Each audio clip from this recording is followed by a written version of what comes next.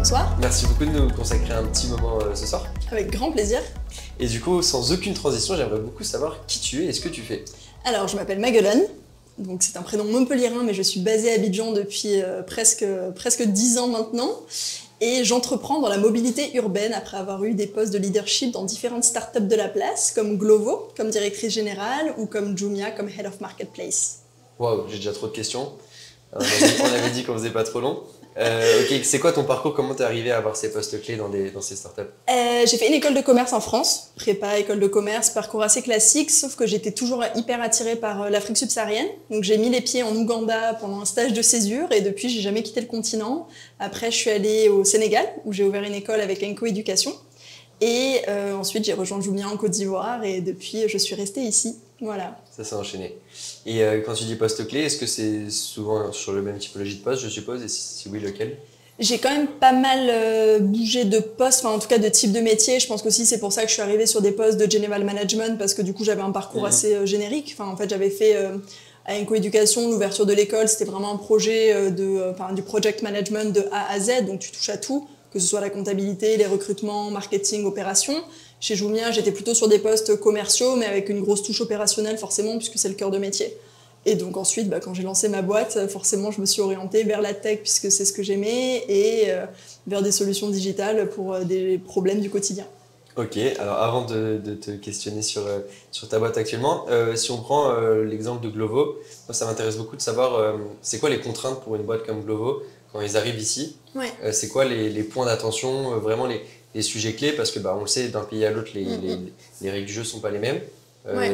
Ici en Côte d'Ivoire, quelles sont-elles? Ouais, alors c'est vrai que Glovo, vu que c'est une licorne qui a récemment été achetée par Delivery Hero, ils avaient déjà à l'époque un playbook en fait où j'ai rejoint les équipes.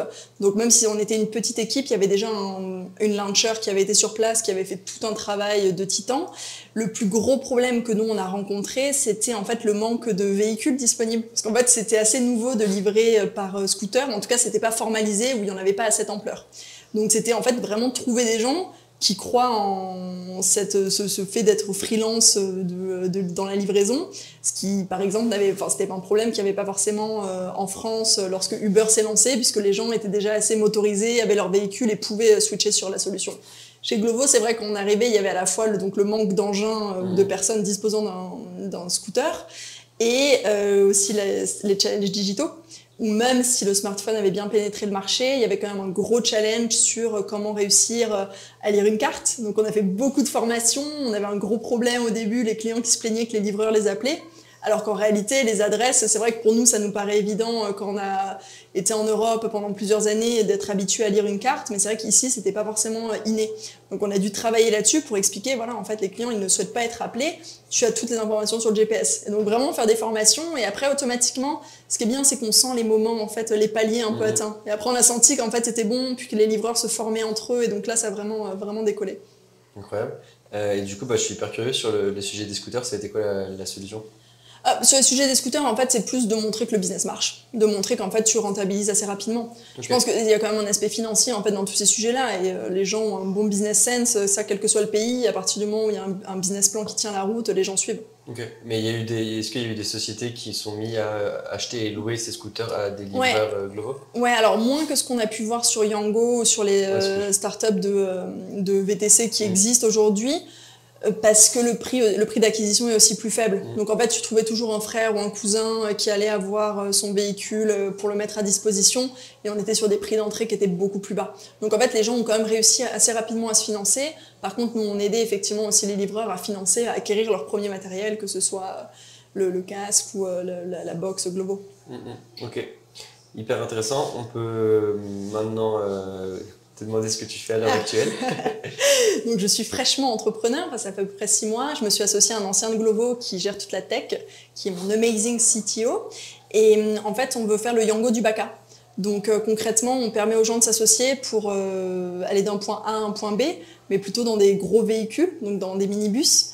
Donc par exemple, si on a assez de personnes qui habitent dans un même quartier, ce qui est souvent le cas ici, puisqu'en fait les quartiers sont souvent excentrés, les gens habitent dans un même quartier, travaillent au même endroit, on crée en fait finalement des lignes de bus pour eux avec la supply existante. Trop bien, j'adore. Merci. Mais je me suis demandé tout à l'heure, on avait un meeting et je me disais, mais ouais, c'est un sujet que personne. Mais en fait, ouais, bah, tu es là. Ouais, bon, après on débute, il y en a d'autres qui ont essayé sur le continent avec plus ou moins de succès. Il y a une boîte qui a fait une entrée en bourse qui s'appelle Swivel, qui est entrée au Nasdaq il y a 2 ans, qui aujourd'hui a plus de difficultés financières parce qu'ils ont une approche très B2C. C'est pour ça que nous on a cette approche aussi plus B2B2C, parce qu'on est aussi réaliste sur le fait que de l'acquisition B2C ça coûte très cher. La réalité, c'est que des boîtes comme Glovo, par exemple, c'est souvent des boîtes qui ont des entités ailleurs et qui, en fait, ouvrent des filiales dans les pays. Donc, ils ont déjà leur playbook qui est rodé. Nous, on crée notre playbook à partir de la Côte d'Ivoire. Ça va être, c'est notre pays d'essai pour après continuer à aller dans la sous-région. Pourquoi pas aussi à l'international. On pense au Mexique, on pense à l'Asie du Sud-Est, où il y a ces mêmes thématiques qui sont hyper complexes quand le transport public n'est pas forcément assez suffisant par rapport aux besoins de la population. Mais ouais, en tout cas, on y travaille. Cool. Et c'est genre, c'est annoncé que le bus va d'un point A à un point B, enfin comme un bus, en fait c'est comme un bus municipal, et les gens joignent le bus, ou tu peux demander au bus d'aller dans des endroits en fonction de qui tu es, où tu vas. En fait, nous, notre algorithme fait que la route du bus serait définie chaque jour. On n'est pas en on-demand. Le on-demand, c'est hyper complexe sur des thématiques de mobilité de masse. Ah bah. Dans notre POC, on a tout essayé. On a fait du on-demand, on a fait du door-to-door aussi, très complexe, je ne le recommande pas. Mais en tout cas, on a essayé pas mal de choses. Et du coup, ce dont on s'est rendu compte, c'est qu'en fait, les gens étaient d'accord quand même pour s'abonner, puisqu'en fait, on est sur les trajets réguliers pour le moment. Les gens, la plupart des commutes qu'ils font, ce sont vraiment les trajets réguliers maison-travail, donc le matin, le soir. Ce qui fait que nous, notre algorithme, plus on a de data, plus les routes s'améliorent, ou en tout cas plus elles sont directes. Donc en fait, quand tu demandes, tu dis juste j'habite ici, je travaille ici, j'y vais du lundi au vendredi, ou tu peux même sélectionner les jours auxquels tu vas pas pour des raisons de work from home, etc., avec tes horaires, et après nous on fait matcher la data pour être au plus proche. Et parfois, c'est vrai que dans les thématiques de lancement au début, parfois on va avoir des lignes qui sont pas encore remplies, mais on sait que sur le long terme on peut les remplir. Encore une fois, les flux sont connus, les flux de circulation. Trop bien. Et là, du coup, ça fait combien de temps et ça a été quoi enfin, comment tu fais de ta user research de manière concrète? Est-ce que tu l'as fait, enfin, je veux bien savoir comment tu l'as fait. Et donc, qu'est-ce qui s'est passé là ces premiers mois? Et là, qu'est-ce qui t'attend de manière concrète sur les prochains? Ok, en fait, il y a une vraie thématique du temps passé dans les transports ou du temps d'attente. Et donc, c'est ce qui nous a fait un peu changer d'idée, en se disant on n'est pas forcément sur des thématiques de qualité. Les assets qu'il y a, effectivement, il faut les checker, il faut vérifier, parce qu'il y a différentes qualités d'assets, mais en soi, si on trouve un gars qui est fiable avec un minibus qui tient la route, les gens sont hyper OK pour rentrer dedans. Donc ça, c'était un des premiers learnings qu'on a eu. Donc on a fait 3 mois de POC, sur novembre, décembre, janvier. On a fait des courses. Donc comme je le disais, on a essayé le door-to-door, on a essayé du on-demand, on a essayé plein de choses qui n'ont pas marché. Et on a aussi trouvé ce qui marchait. Donc par exemple, de dire effectivement de ton point A à ton point B, tu peux y aller. Et tu peux réserver ta place, tu peux t'abonner à la semaine ou au mois. Nous, on pensait que l'abonnement aussi, une autre chose sur laquelle on était biaisé, on pensait que l'abonnement ne marcherait pas. Et en fait, l'abonnement, c'est les gens qui eux-mêmes nous ont dit « Moi, si j'ai ça, je te paye maintenant. » Et on s'est dit « Ah bon ?» Donc en fait, et c'est ce qui est hyper intéressant, puisque les subscription-based models, c'est des choses sur lesquelles c'est plus facile justement de lever des fonds. Donc notre POC s'est plutôt bien passé. Là, on est en train de lancer, on a eu peut-être des challenges qui sont propres effectivement au marché je vais pas dire pas d'Afrique subsaharienne, mais en tout cas dans plusieurs pays qui sont les thématiques juridiques, où parfois c'est plus long de créer une start-up par rapport au Delaware où on ouvre en 24 heures et à distance. Donc ça, on a eu un peu cette thématique qui nous a fait perdre quelques semaines, mais sur lesquelles on a travaillé à autre chose, donc c'était pas forcément gênant. Et on a clôturé notre première levée de fonds. En tout cas, on est en train de la clôturer. Donc, c'est plutôt une bonne nouvelle, avec des business angels locaux et internationaux, avec aussi un fonds qui est en train d'entrer au capital. Et on a rejoint aussi, on rejoint Techstars aussi en avril. Donc voilà. Waouh, que de bonnes nouvelles. Oui, que de bonnes nouvelles, exactement. Trop cool, et félicitations. Merci. Donc toi qui as le double regard, tu m'as dit 10 ans ou 8 ans ici? Alors, oui, pardon, ça fait 10 ans en Afrique subsaharienne, mais en Côte d'Ivoire, ça va faire 6 ans. L'objet aussi de cet échange et de ce reportage, c'est de pouvoir avertir et donner envie potentiellement aussi à des entrepreneurs, soit ivoiriens de revenir en France, soit des entrepreneurs européens de venir entreprendre à Abidjan. Je me suis emmêlé les personnes, t'as compris. Je vois le genre. Toi, du coup, c'est quoi, toi vraiment qui as le double regard, c'est quoi ta vision sur l'entrepreneuriat ici, sur les opportunités? Pourquoi est-ce que c'est un vivier propice à entreprendre? Qu'est-ce que tu dirais en gros à Martin qui se pose la question de Paris, savoir si par exemple il rejoindrait M Studio pour lancer une boîte? Ok, très clair. Bon, il y a plusieurs questions. Je pense qu'il y en a une sur l'entrepreneuriat au sens large. Ça fait pas très longtemps que je suis entrepreneur, mais c'est difficile. Et donc, je pense que c'est hyper important d'être dans un cadre où on se sent bien, parce que c'est un peu les montagnes russes. On te prévient avant, on te le dit. Moi, j'ai eu la chance d'être hyper bien entourée par des gens qui avaient lancé des boîtes et des grosses boîtes, donc qui m'ont vraiment donné des bons conseils. Mais c'est vrai que tant que tu l'as pas vécu, en fait, tu peux pas comprendre le degré de difficulté, cette pression, cette charge mentale que tu t'auto-infliges. Et ça, je pense que c'est hyper important d'être dans un cadre où tu te sens bien. Donc, avant toute chose, si tu veux venir ici entreprendre, il faut savoir aussi pourquoi tu veux le faire et est-ce que tu vas bien te sentir. Par exemple, moi, j'ai eu la question inverse en me disant, est-ce que je rentre en France entreprendre? Et en fait, je ne connais pas le marché. C'est pas forcément, j'adore ce pays parce que j'y suis née, mais c'est vrai que je suis hyper éloignée des réalités. Et je me sentais pas forcément justement bien là-bas pour entreprendre, alors qu'à l'inverse, en Côte d'Ivoire, où j'ai ma vie maintenant, je me sens beaucoup plus à l'aise. Donc ça, c'est le premier point, je pense, sur son cadre personnel. Il faut vraiment être au bon endroit.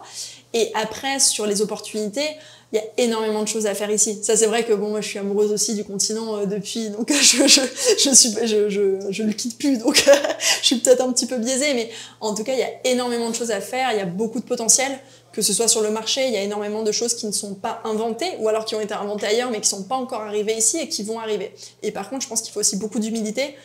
Justement, quand je te disais, nous, tous les learnings qu'on a eus, en fait, il faut être capable de revoir ses a priori assez rapidement et de pas arriver en se disant bah, ça a marché ailleurs, on va refaire exactement la même chose. Je pense qu'il faut toujours comprendre qu'à la fin, ton produit, tu le crées pour des utilisateurs et si les utilisateurs n'en veulent pas, c'est que ton produit va pas, quoi. Donc, c'est pas la faute des utilisateurs. Ok, trop cool, bah, c'est sûr que ça donne envie, puis ça revient vachement le fait qu'il y a plein de problèmes à résoudre en fait, et que bah, le terrain de jeu de l'entrepreneur, c'est des solutions. Et sur le confort de vie, je pense que c'est aussi un sujet un sujet d'interrogation pour un entrepreneur qui quitterait Paris. Alors certes, il quitterait son 22 mètres carrés à 2000 € par mois, mais il se poserait probablement des questions sur son quotidien, c'est quoi le quotidien d'un entrepreneur, d'un expat qui vient ici monter une boîte, / c'est quoi ton quotidien à toi, même si toi tu dois être tellement installé que t'as pas forcément le même regard que quelqu'un qui viendrait d'arriver. Oui, je pense, peut-être pour répondre, puisque j'ai pas répondu à la dernière partie de ta question aussi sur pourquoi rejoindre le M Studio, en fait, je pense que c'est ça aussi, peut-être pour les gens qui ont moins l'expérience aussi du continent, ça peut être hyper intéressant d'arriver dans un cadre où je pense qu'il t'aide à mâcher aussi cet environnement qui peut être nouveau, qui peut être challengeant parfois. Donc je pense qu'effectivement, et j'inclus également la diaspora dedans, parce que de la même manière que moi je ne comprends plus trop la France en termes de thématiques entrepreneuriales, je pense que c'est le cas aussi pour beaucoup de personnes qui ont quitté le pays depuis longtemps et qui souhaitent revenir et qui sont finalement un peu déconnectés des réalités parce qu'ils l'ont laissé il y a 10 ans, 15 ans, 20 ans. Donc je pense que c'est ce genre de structure effectivement qui peut apporter ça. Moi, sur mon quotidien, c'est beaucoup de contact avec les utilisateurs. Enfin, vraiment, parler avec les gens. Encore une fois, beaucoup d'humilité aussi pour accepter qu'on te dise c'est vraiment nul. Ça, je pense que c'est le plus dur parfois. Mais de réussir, en fait, à rester au contact des gens et à créer son produit. En fait, tu crées, tu vois si ça ne marche pas, tu reviens en arrière et ainsi de suite. Donc c'est vraiment le gros sujet. Peut-être une thématique qui est un petit peu plus présente ici par rapport à d'autres pays. Mais de ce que je comprends, c'est surtout par rapport aux États-Unis, où la levée de fonds est plus facile. Ici, c'est vrai que ça prend plus de temps. Et ça, c'est un truc, moi, que j'avais peut-être un petit peu minimisé. Mais je pense que la levée de fonds ici, effectivement, peut être parfois plus longue. Même s'il y a de plus en plus d'acteurs qui se créent, indépendamment du M Studio, il y a aussi des clubs de business angels aujourd'hui qui sont là, qui ont envie d'investir. C'est d'ailleurs l'événement qu'on fait jeudi aussi pour montrer tout ce qui se crée sur le continent. Dans les solutions de financement, il y a Fusée également qui crée dans l'amorçage. Donc il y a énormément de choses qui se mettent en place. Mais c'est vrai que ça prend peut-être plus de temps. Il y a des due diligence qui vont être un peu plus présentes. Alors que je sais plus, on voyait Neumann de WeWork qui a levé je sais plus combien de centaines de millions d'euros juste sur une idée, quoi. Donc on n'en est pas encore là. Mais j'espère que ça arrivera bientôt. Ouais, et puis comme tu attires aussi des investisseurs étrangers, et peut-être de plus en plus, ça va peut-être aussi réduire les délais. Ouais, non, effectivement, et je pense que les investisseurs en tout cas sont hyper intéressés par le continent. On parle beaucoup du VC slowdown qu'il y a en ce moment. La réalité, c'est qu'en Afrique, on n'est pas impacté aussi parce qu'on partait de plus loin. Je pense qu'il faut le vivre avec des pincettes. C'est souvent un cycle, c'est pas forcément une crise, donc on sait que ça va revenir. Mais clairement, en tout cas, nous, on est moins impacté par ces difficultés de levée de fonds qu'il y a pu avoir ailleurs. Mais c'est clair qu'on a des timings qui sont parfois un peu plus longs. Dernière question avant de mettre fin et de retourner boire des verres et rencontrer des gens. Très bien, beau programme. Juste pour exciter mes envies d'entrepreneur, toi, si tu t'intéressais pas à ce sujet de la mobilité, Ouais. et toi qui connais bien Abidjan et la Côte d'Ivoire probablement, Ouais. c'est quoi les autres secteurs ou les autres problématiques Ouais. à laquelle tu aimerais t'attaquer? C'est pas facile. Bon, moi, je suis très féministe, donc beaucoup sur le financement pour les femmes. Ouais. Aider les femmes à investir, mais pas forcément juste en Afrique, je pense partout dans le monde. Il y a déjà des projets qui sont dessus, donc je réinvente pas je réinvente rien. Mais je pense qu'il y a quand même pas mal de choses à faire là-dessus. L'éducation aussi. Non, mais il y a trop de projets, il y a trop de choses à faire. Ouais. Éducation, finance. Ouais, éducation aussi beaucoup. Je pense qu'il y a beaucoup de choses sur. Il y a une masse il y a un boom démographique qui est là. Les infrastructures ne pourront jamais suivre parce qu'en fait, il aurait fallu les créer il y a 15 ans et pas juste en Côte d'Ivoire, vraiment sur la sous-région aussi. Et comment est-ce qu'on va réussir à enseigner en masse à distance? Et je pense que la tech peut faire beaucoup de choses là-dessus, justement. Je pense que le schéma de l'école traditionnelle qu'on a connu, à mon avis, il touche un peu à sa fin. Ça veut pas dire que ça va plus exister, mais je pense qu'il y aura besoin de beaucoup de choses en complément aussi et que toutes les plateformes de EdTech, etc., qui vont exister, à mon avis, ont de l'avenir. Comment les financer, c'est autre chose. Merci beaucoup pour ton temps. Avec grand plaisir. C'était trop cool. Merci. Et j'espère réentendre parler de toi dans 1 an ou 2 quand ça On va espère. C'est quoi le nom? Twende. Twende. Exactement. C'est du Swahili. Oh, okay. Ça veut dire we go en Swahili. On y va. Let's go. Voilà. Trop cool. Merci beaucoup. Merci.